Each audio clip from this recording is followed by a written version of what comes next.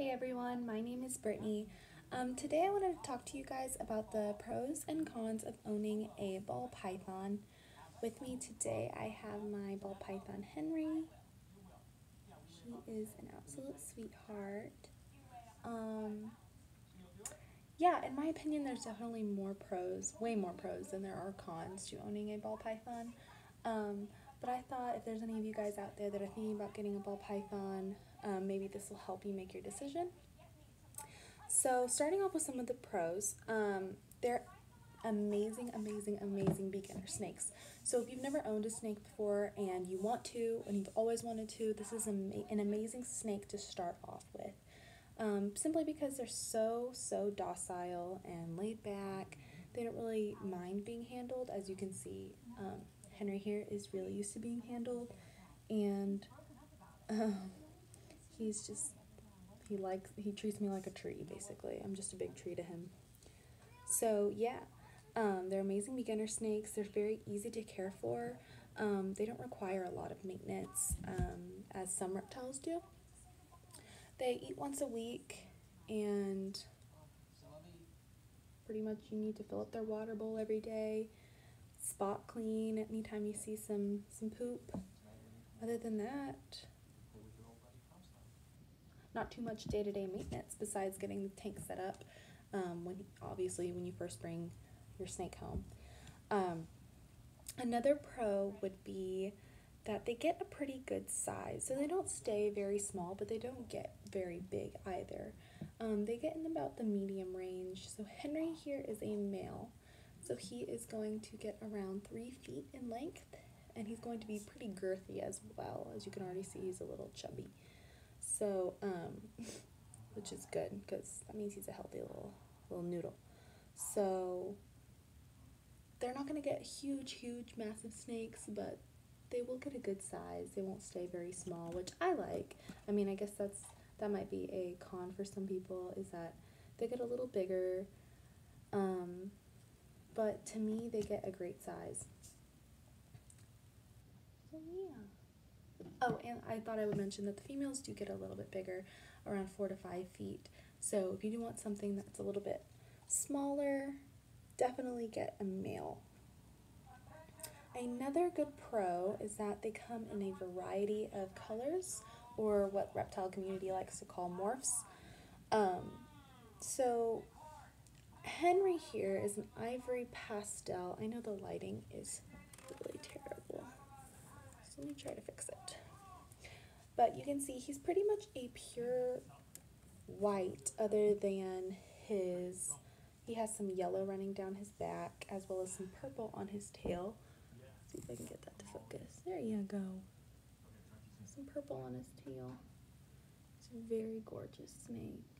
But he's not a blue or black-eyed leucistic or anything like that, so he's not pure white.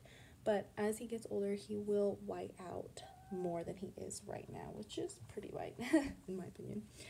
So you can definitely choose what you want your snake to look like. There's plenty of different colorations that they come in. An ivory pastel is one of my favorites. I love banana ball pythons. They're like yellow and this like kind of purple that Henry had on his tail. There's just plenty of beautiful snakes out there. So you can definitely choose think of any color, and you can pretty much own that color snake when it comes to a ball python. Another pro is that they just like to chill, pretty much. As you can see, Henry here is just pretty laid back, likes to hang out. Sometimes I take him out when I want to do my homework, or when I want to like play a video game or something. He pretty much will just chill on my wrist or on my neck the entire time, which is nice to have some just chilling with your snake. And the last pro is that they're just so freaking cute. Look at his little puppy dog face. He's just the cutest. Okay. He didn't like that. He's like, no, leave me alone. He's the cutest little dude. I just think they have the cutest little faces and personalities.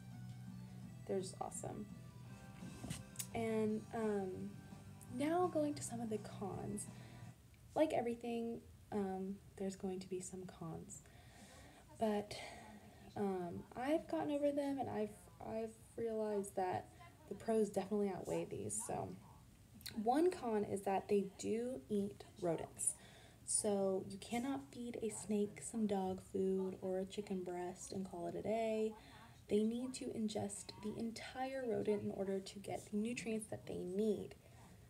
So if that's something that you're squeamish or a little bit uncomfortable with, then this is not really the pet for you.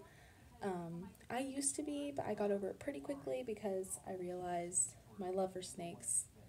I do anything for my snakes, so it pretty much doesn't bother me anymore. Another thing that comes with their feeding is that they're pretty notorious for not eating, basically.